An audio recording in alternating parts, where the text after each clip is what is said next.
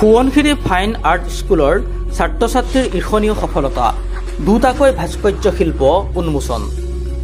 লখিমপুৰ জিলাৰ কদম ৰাজচক্ৰৰ অন্তৰ্গত কণানদীস্থিত Subansiri fine art স্কুলৰ ছাত্ৰ ছাত্ৰীসকলে আজি ঘোষণা কৰা বাৰ্ষিক ফলাফলত ঈৰ্ষণীয় সফলতা লাভ কৰিবলৈ সক্ষম হোৱাত স্কুলখনত আনন্দৰ জোৱাৰ উঠিছে।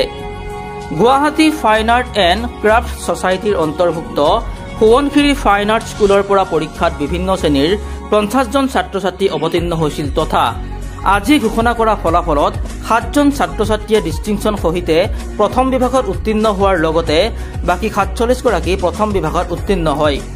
আনহাতে আজিৰ এই আনন্দৰ ক্ষণত সোৱণশিৰি ফাইন আৰ্ট স্কুলৰ অধ্যক্ষ অৱসৰপ্ৰাপ্ত শিক্ষক তথা বিশিষ্ট ভাস্কৰ্য শিল্পী বকুল শৰ্মাই নিৰ্মাণ কৰি উলিওৱা দুটাকৈ আকৰ্ষণীয় এলিয়েন আৰু ডাইনছৰৰ ভাস্কৰ্য শিল্প আনুষ্ঠানিকভাৱে উন্মোচন কৰা হয়।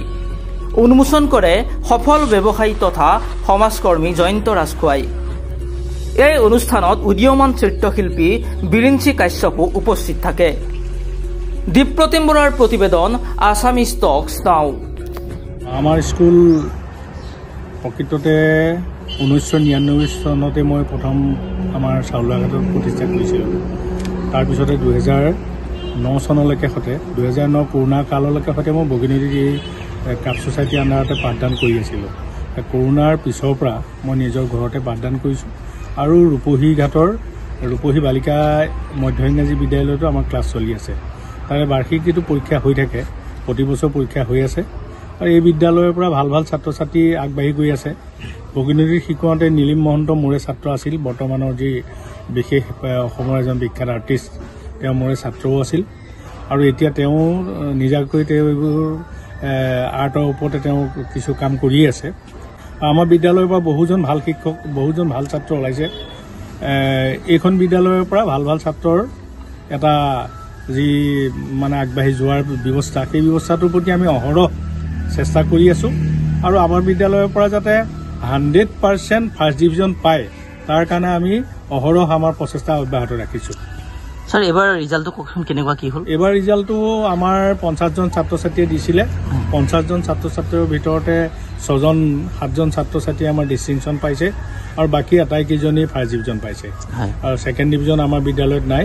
আৰু ছেকেণ্ড ডিভিজন হ'বলগীয়া ছাত্ৰ ছাত্ৰী যদি আহে তেওঁলোকক আচলতে এবছৰ ৰাখি দিম, নাইবা যিকোনো প্ৰকাৰে যত্ন কৰি তেওঁলোকক ফাৰ্ষ্ট ডিভিজন পোৱাৰ এটা ব্যৱস্থাৰ ওপৰত মই সদায় যত্ন কৰি আহিছোঁ। জয়তে মই সকলোকে আগন্তুক ৰঙালী বিহুৰ শুভেচ্ছা জনাইছোঁ। আজি সঁচাকৈ মই নিজে অতি গৌৰৱ অনুভৱ কৰিছোঁ যে আমাৰ শৰ্মা ছাৰৰ অধীনত মোৰে দুটা ল'ৰা ছোৱালী পঢ়ি আছে। এইবাৰ যিটো ৰিজাল্ট দিছে, ৰিজাল্টটো যথেষ্ট সন্তোষজনক, যথেষ্ট ভাল লাগিছে। আচলতে ছাৰক ধন্যবাদ জনাব লাগিব। ছাৰে বৰ সাংঘাতিক কষ্ট কৰি অনুষ্ঠানটো চলাই আছে আৰু যাৰ কাৰণে আমাৰ স্থানীয় অভিভাৱকসকল যথেষ্ট উপকৃত হৈছে। শিক্ষাৰ লগতে এক্সট্ৰা কাৰিকুলাৰ এক্টিভিটিজ যিহেতু লাগেই, প্ৰত্যেক ল'ৰা ছোৱালীকে যিহেতু লাগেই, খেলা ধূলাৰ পৰা আদি কৰি বাকী আৰ্টৰ পৰা ধৰি গোটেইখিনি।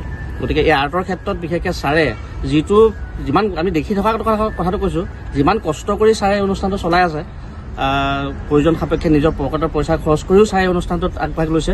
গতিকে ছাৰক ইয়াৰ পাছতে একদম অন্তৰৰ নিৰ্ভীকপণৰ পৰা মই ধন্যবাদ জ্ঞাপন কৰিছোঁ আৰু আমি এই অনুষ্ঠানটোৰ উজ্জ্বল ভৱিষ্যত কামনা কৰিছোঁ। আৰু যিগৰাকী ছাত্ৰ ছাত্ৰী এইবাৰ ছাৰে ইতিমধ্যে ক'লেই যে 100% ৰিজাল্ট, সকলোৱে ফাৰ্ষ্ট ডিভিজন পাইছে, ডিষ্টিংশ্যন পাইছে কেইবাজনীও। গতিকে বৰ সুন্দৰ পদক্ষেপ।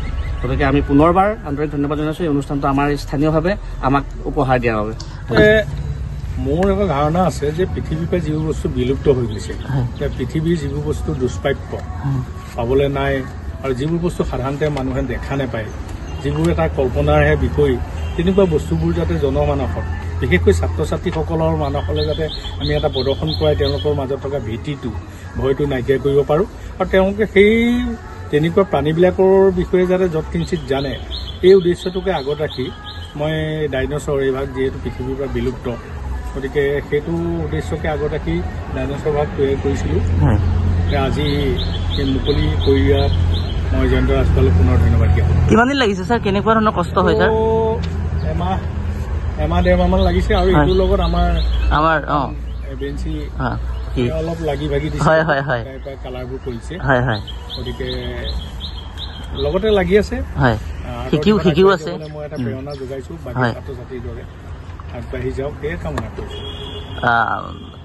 কইনাদাই কি ক'ব খুব ধুনীয়াকৈ আচৰিত মানে মানুহে গম নাপায় কিন্তু শৰ্মা ছাৰৰ এই প্ৰতিভাটো আচলতে সঁচাকৈ মই ইতিমধ্যে পুনৰ কৈছোঁ হয় যে ছাৰৰ দৰে এজন ব্যক্তিক আমি এইটো অঞ্চলত আমি সঁচাকৈ সৌভাগ্যৱান হয় গতিকে ছাৰৰ আদৰ্শৰে আমি আগবাঢ়ি যোৱাটো উচিত আৰু বিশেষকৈ ছাৰ যিহেতু এগৰাকী সুন্দৰ ভাস্কৰ্য শিল্পী তেখেতে ইতিমধ্যে আমি এলিয়েনটো আপোনালোকে দেখিলে আৰু এয়া এভাগ ডাইনছৰ ছাৰে কৈছে যে যিটো আমাৰ পৃথিৱীৰ পৰা ইতিমধ্যে বিলুপ্তি প্ৰায় অৱস্থাত আছে গতিকে ডাইনছৰ ভাগ তেখেতে প্ৰতিষ্ঠা কৰি ইয়াতে স্থাপন কৰিছে গতিকে অতি সুন্দৰ বৰ সুন্দৰ আচলতে বৰ ধুনীয়া হৈছে বস্তুটো গতিকে ছাৰক পুনৰবাৰ ধন্যবাদ জনাইছোঁ আৰু ছাৰৰ আমি সুস্বাস্থ্য আৰু দীৰ্ঘায়ু আন্তৰিকতাৰে কামনা কৰিছোঁ।